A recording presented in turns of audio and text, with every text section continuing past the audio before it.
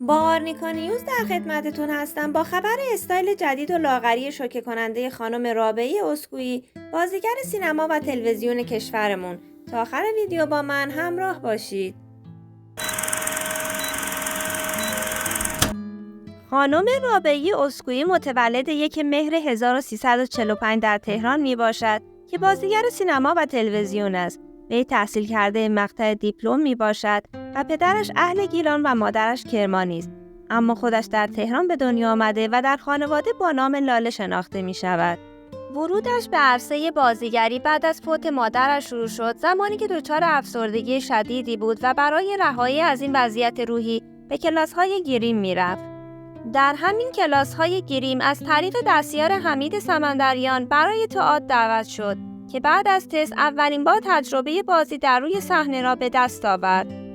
خانم رابعی اسکوئی در سال 1375 وقتی 30 ساله بود با سریال 100 سال به این سالها اولین بار جلوی دوربین رفت.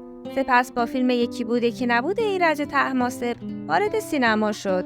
همچنین خانم اسکوئی سال 78 با مجموعه پلاک 14 به کارگردانی مهران مدیری اولین تجربه طنز خود را با شهرت زیادی به دست آورد. بعد از 1 سال خانم اسکوئی با فیلم سگ‌کشی بهرام بیضایی درخشید تا جایی که کاندیدای بهترین نقش مکمل زن جشنواره فتح شد.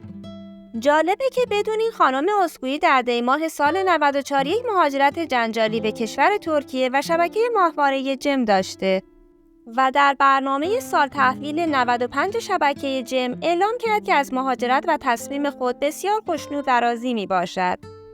اما این خانم بازیگر بعد از چندین تجربه ناموفق در شبکه جم قید بازیگری در این شبکه را زد و در کشور ترکیه مشغول به کار طراحی داخلی شد.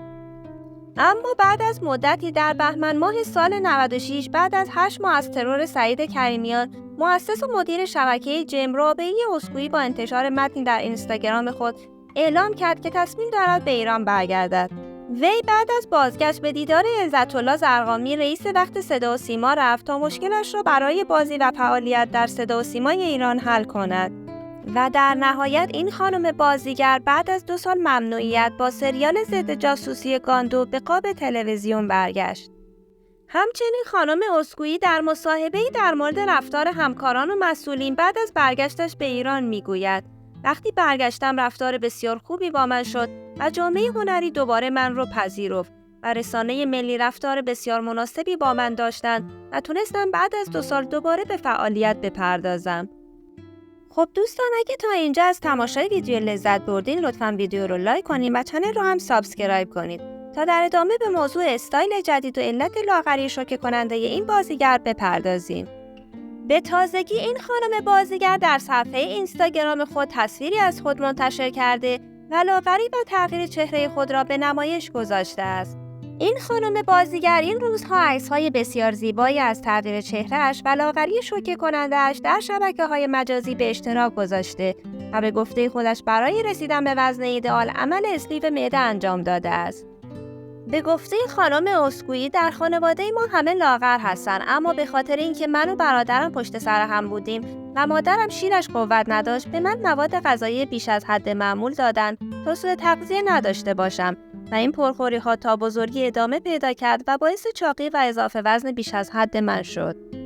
و همچنین ایشون در مصاحبه از عادتهای بدش به کشیدن سیگار گفته و اینطور بیان کرده که من علاوه بر پرخوری به کشیدن سیگار هم علاقه داشتم، ولی قبل از تصمیم به لاغری سیگار را ترک کردم و بعد از اون به کاهش وزن پرداختم و از وضعیت کنونی خود بسیار راضی و خرسندم.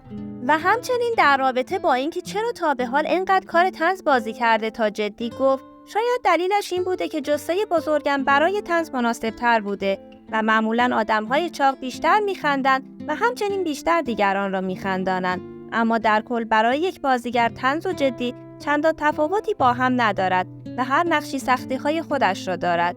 آرزوی موفقیت بیشتر برای این هنرمند عزیز و دوست داشتنی کشورمون. خب دوستان، اگر از تماشای ویدیو لذت بردین لطفاً کانال رو سابسکرایب کنین و زنگوله رو فشار دهید تا به محض انتشار ویدیو جدید از اون مطلع شوید.